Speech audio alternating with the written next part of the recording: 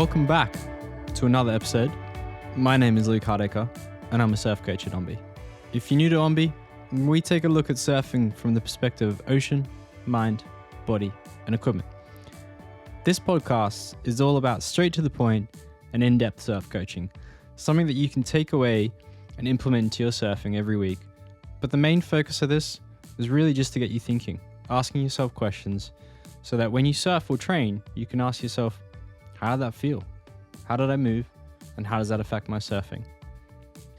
This week's topic is really exciting. It's all about the power zones of waves and how you can tap into them. But for a lot of people, it's going to be how you can understand them and how you can actually notice them and tap into them.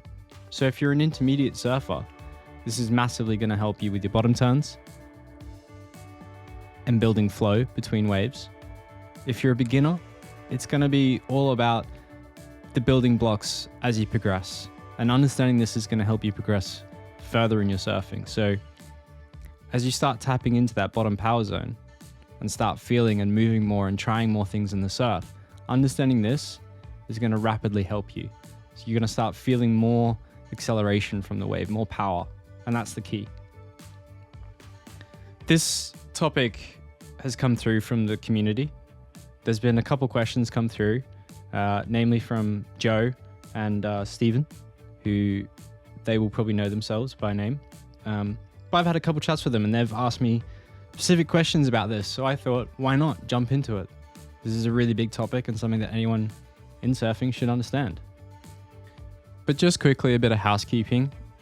We've now split this podcast off from the other one, so it's on its own channel. So if you were previously subscribed, you'll need to resubscribe again. And that's just so that if you want to just listen to surf hacks or just this, you can do that quite easily without having to sift through the other. But if you want to listen to both, you've still got the option. You can just subscribe to both. And if you're feeling really generous, I'd really appreciate a review. Anyway, that you can send some feedback, even if you want to email it in, that'd be great. Constructive criticism I love. So if you've got some comments on how to improve this, I'd love to know, because the main reason for doing this is for you, the community. But the last week or so has been Christmas and New Year's. I hope you've had some great time off. Hope you've managed to get some waves. I, incidentally, took myself out to the countryside. So quite far away from waves. Had just had a week or two away from surf and somehow managed to miss probably the best week of surf here in Cornwall for the last 2 months or so. That doesn't matter. It's all just having fun and relaxing. It was nice to have some time away from the surf. But anyways, let's get into this week. Understanding the power zones of waves and how to feel the bottom power zone. Power zones. If you're new to Ombi, you may be thinking, what now? What is this? Another name, another thing that's been named something weird and I don't understand. But if you've been around Ombi for a while, you may be rubbing your fingers and thinking, yes, give me the breakdown. This is what I wanted. And it's been a much requested topic for a while. But this is also one of the most confusing aspects of surfing, and it's also one of the best kept secrets in surfing.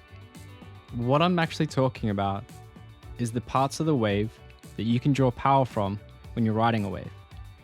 Confused? So there's two of them, and one is obvious and the other is not. Confused even more? If you think about what those could be and where they are, what would you say? Think about it for a minute. Maybe you already know. There's a wrong answer here, and there's a right answer. The wrong answer, if you said the pocket or the peak, you're wrong. But you're not also 100% wrong. The pocket and the peak are simply just the location where those power zones are at their strongest. This is because this is where the wave is standing up the most, and their effect can be felt the most. So before the explanation, what's the deal with the shoulder then? The shoulder, where most intermediate surfers find themselves racing out towards, trying to find a perfect section to hit, it's where those power zones are at their weakest. And it's why you shouldn't race out to them or take off on the shoulder. You're going to find it harder coming into a wave, taking off from the shoulder where the power zones are weaker. The wave hasn't formed properly yet. It's not standing up and doesn't have the force to break yet. So there is far less power in the wave for you to tap into. The two power zones then. The obvious one is the top of the wave and the lip, but the power source isn't the lip, it's gravity. From here, you can ride down the wave and accelerate. That's it. Pretty much like rolling down a ramp in a skateboard in some ways. The other is the bottom of the wave. And that's what this is all about. This may be confusing and you may be thinking, how's the bottom of the wave a power source? There's no gravity or anything there. So what's the go? Whether you realize it or not, this bottom zone you've felt before and subconsciously you've been aware of.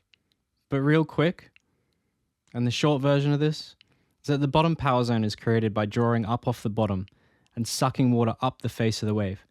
As it draws up the wave, it is resisting gravity, and eventually, as it reaches the top of the wave and the wave starts to break, gravity throws it back down. Now, waves also have forward momentum, and obviously that's how they reach our shores, but let's just leave that part of the wave's power aside. Taking into account these two power zones, we have the top power zone, strongest part, right at the top of the wave. Think of it like a giant skating ramp. The bigger that ramp is, the bigger that power zone is going to help you. But with the bottom, there's a point where the bottom power zone, where that water's drawing up the wave, is strongest. And if you take into account gravity, gravity's fighting against the water that's drawing up the wave. It's pushing it back down. So then the strongest part of the wave is the bottom of the wave, where it doesn't have to fight gravity. This is not the flats. The flats are in front of the wave, and water drawing or sucking up the wave is far less here. Hence why surfers get stuck in the flats, and there's rarely much power to tap into easily. This point right here is extremely hard to feel and understand for most surfers.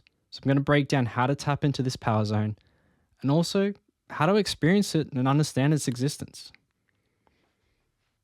If you want to tap into the bottom power zone, all you have to do is a bottom turn.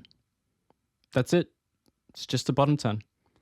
And a bottom turn is a maneuver that causes your surfboard to accelerate. It's not just the speed you had from dropping down the wave face. If you don't agree with this, think about it this way. If you're going across the wave, instead of surfing top to bottom, you're surfing mid-faced. How are you generating speed? Because you aren't really going down the wave face, right? And how many times have you actually gone down the wave to build speed? The same thing applies with pumping and people going for airs. They're doing consistent, smaller bottom turns to quickly tap into the power zone, to accelerate, but not to go up the wave face. Whereas the bottom turn, it's typically a long drawn-out maneuver, and you hold it for several seconds. It's done by rolling your rail, presenting that edge of your board to the bottom power zone where water is drawing up the face. The outline and shape of your board, combined with the power zone, causes your board to turn and accelerate up the wave. The longer you hold that bottom turn, the more acceleration and the more vertical or bigger the turn is. Fully explaining the bottom turn is a whole other conversation, but that's the nuts and bolts of it. So now we can kind of deal more with the bottom power zone. When you're surfing, you have to feel the movements. And as they say, only a surfer knows the feeling. It's harsh, but true to say this, but most surfers don't know what it is or what it feels like. Most haven't felt that feeling. They're too busy surfing mid-faced and racing out for the shoulder. To get it, you have to do a big bottom turn. In the pocket, tap into the bottom power zone at its strongest, and hold onto that turn for several seconds. For most beginner and intermediate surfers, how do you then learn to tap into this feeling? How do you learn to tap into the bottom power zone, other than just blanketly saying, go do a bottom turn? I want to explain my first experience meeting Clay, the failures that I had in the surfing, and how that whole experience went with me learning to tap into the bottom power zone. When I first met Clay about a decade ago, he was working on my surfing, and this was one of those lessons he gave me the hard way. He had told me about it, but I didn't know how to feel it, and wasn't even aware that I didn't know.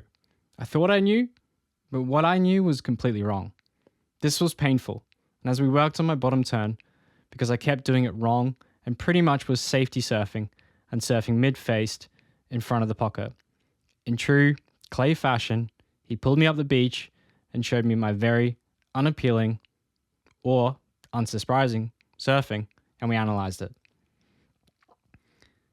Other than my ego taking a big hit, there was a light bulb moment I personally had.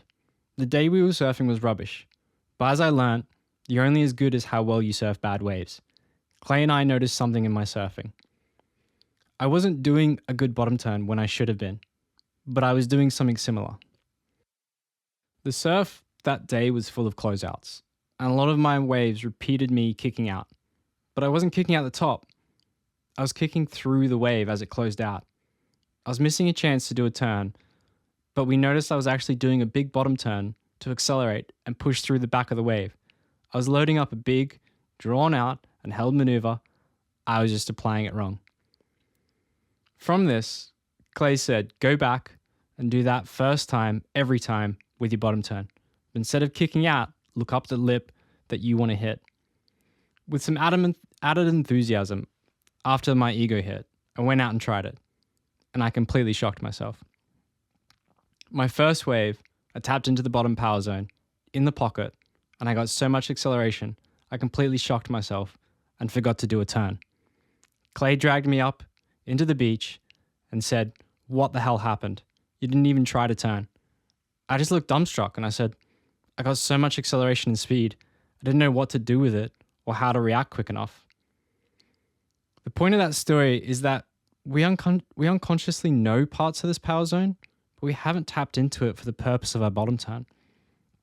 If you've kicked out through the back of a wave and instinctively loaded up a big turn to accelerate through the back of the wave, you've unconsciously known to get through. You need power, acceleration, and to change direction. Now you just need to apply that to your bottom turn. Do it in the pocket and start trying to feel the difference between where you do your bottom turn and how that affects the acceleration you generate. So other than how to tap into it, how I learned to find it the first time, and how you can apply that same principle to your own surfing, I want to spend the rest of this actually on how to identify it. Because for a lot of surfers, this bottom power zone is like a mystery. It's some El Dorado or something that we've never experienced, or we don't even believe it exists.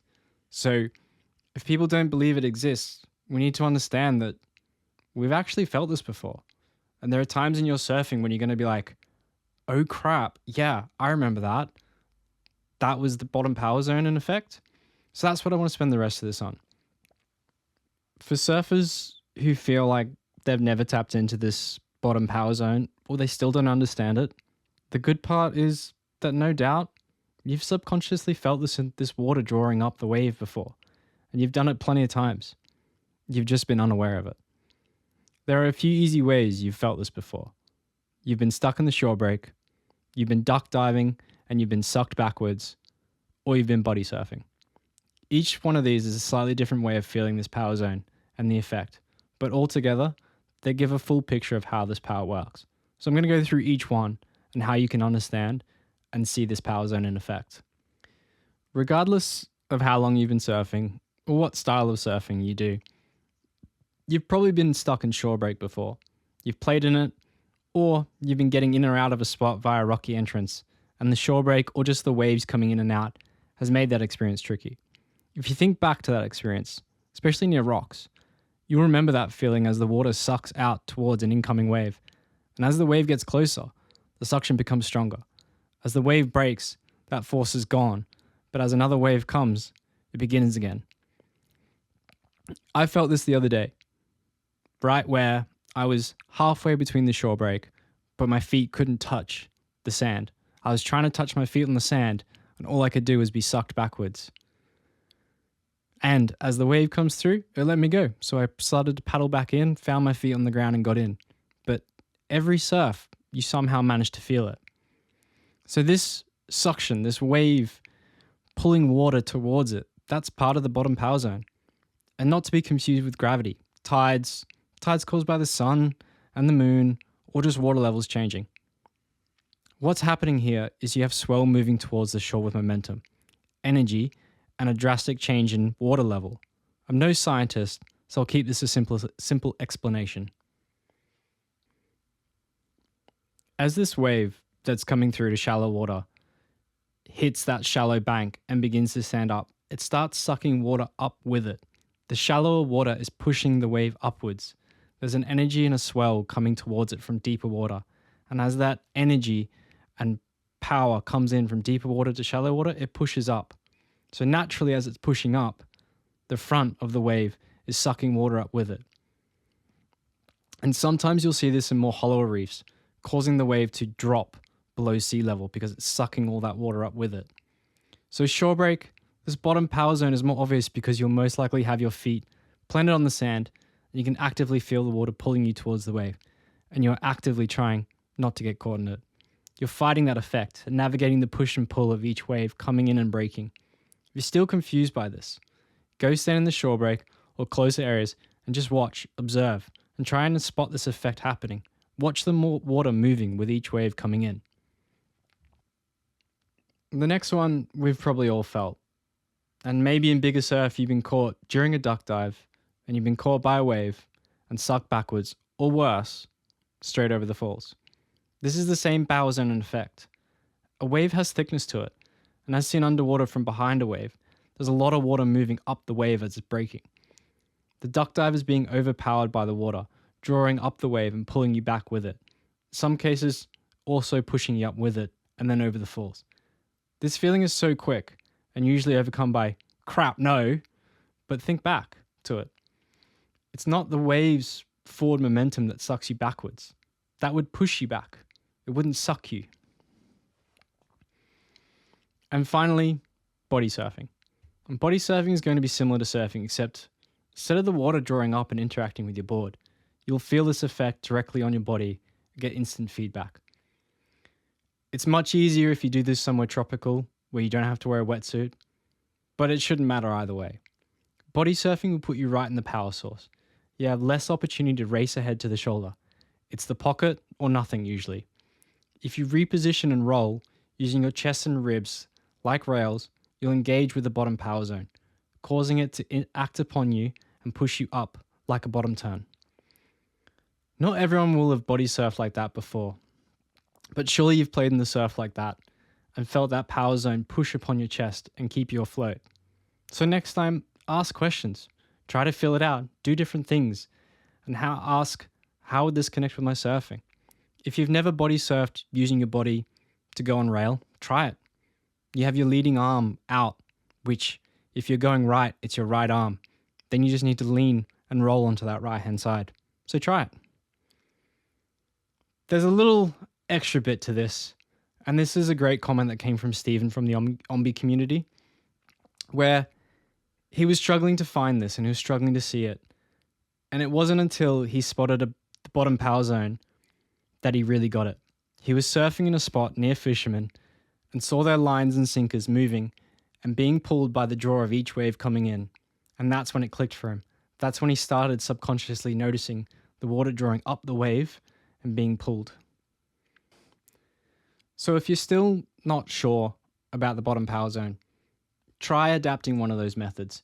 Try go looking for it. Go watch a surfing clip where it's on dry reef. Watch that water suck out. If you've surfed on rocks before, you may know what this feeling is. I always remember going to a family member's place and surfing where you have one rock that you call the suck rock, and you stand on it and jump off and catch a wave. And just on the right tide, you'll be sucked straight into that rock every single time if you're not paying attention. But on the lowest tide, stand on it and jump off. Or on the high tide, it's completely out of play. So the next part to this then is, how do you apply this to your surfing? And for most people, the bottom power zone is going to be elusive at first, with most surfers oblivious to it. But I don't want that for you. Once you see it and understand it, you can begin to start tapping into it. The learning curve now comes from having the awareness to feel it and find it on each different wave. Observe those who tap into it well and those who don't. Critique surfers' bottom turns, where they're doing them and how they're doing them. This is also connected to how long they hold their bottom turn and the waves they are riding. But as always, surfing is nuanced. Their bottom turn will depend on where they are on the wave, what they're trying to achieve, what they're riding, and the wave itself. Kelly Slater once said something about Bells Beach years ago during an event where he openly stated he hated bells, and he felt it was a mediocre wave until he felt and understood that the curve of the wave didn't occur until 1/3 up the wave. This always sat with me as an odd comment until I understood the bottom power zone, and what I interpreted this as was, he was saying, that he was finding himself stuck in the wrong position, not surfing the wave how it wanted to be surfed, and that its bottom power zone was in a slightly different position than typically expected. The point of this is that you need to find and feel where that bottom power zone is acting on each wave. Use your rail to tap into it. Hold it, but also play around with it. Make mistakes and learn from them. Ask questions, and that's the only way to figure it out. In summary, you have the two power zones, the top of the wave and the bottom of the wave. They're strongest right at the pocket of the wave, where the wave is standing up the most, where it's breaking and not out the shoulder. And the top is affected by gravity, and you think of that like a giant skate ramp. The bigger it is, the faster you roll down it. Whereas the bottom is this water sucking up the wave. It's water being pulled up the wave as that wave continues to stand. And the best way to tap into that is by doing a bottom turn. And to do a bottom turn, all you're doing is rolling your rail into the water to push an edge into that water being sucked up the wave face. The outline of your board, the rocker, and your rail, and there's a whole bunch more to this, but that's what starts causing you to accelerate and turn up the wave. Your board isn't straight, it's a curve, and that's what helps the bottom turn go up to a more vertical position rather than just being pushed flatly up the wave. If you haven't felt the power zone, then try just doing the biggest bottom turns you can. Kick through a wave, do anything that gives you that first feeling, because you may have already been doing it before. And then if you're still not sure, try spotting it. Shore break, duck diving and being pulled back by a wave, body surfing, or just objects in the surf. That's the best way to find it. And if you can see it happening to someone else, you can start understanding how it works. Rocks or anything like that, boils that are created by air pockets and water being sucked up, these are great ways to find the bottom power zone. Does this help explain the bottom power zone and how you can find it, feel it, and understand it? Are you going to go out and try and feel this next surf? I'd love to know. If you do, go surprise yourself, lower your expectations, and surf just to figure it out. Do big bottom turns in different ways and forget the rest. Anything after that is a win and fun, so there's no pressure. And as always, if you'd like to get in touch, you can email us at info@ombi.co. There's been some really great responses, questions, and future topics to cover coming through. I read every email and I try to respond to as many as possible. So keep them coming. And if you've been loving this, feel free to leave us a review. It'd be greatly appreciated. Other than that, next week, I actually want to dive into something that will infect most people in the Ombi community, and that's your land-based training. I've been seeing some errors, some ways to improve it, and ways to make sure that people are training it properly. So I'm going to dedicate the next 2 episodes to that. And if you're new to Ombi and you'd like to improve your surfing, or you want to find out more, you can head to ombi.co and you can scroll all the way down to the bottom and download the Ombi Method PDF. This is our head coach's training all wrapped up into one little document that you can take away, read, and implement into your surfing. It'll educate you so much more on the bottom power zones and the fundamental movements of surfing. There's so much to it. It's a wealth of knowledge. So go check that out. Otherwise, we also have our structured training programs that you can go find out on our website as well. Otherwise, if you want to have more free content, we have a whole YouTube channel. You can head to YouTube and search for Ombi Surf. You can go through, look for our tutorials, breakdowns, and our live sessions that we do there answering all your questions. But other than that, I'll see you next time.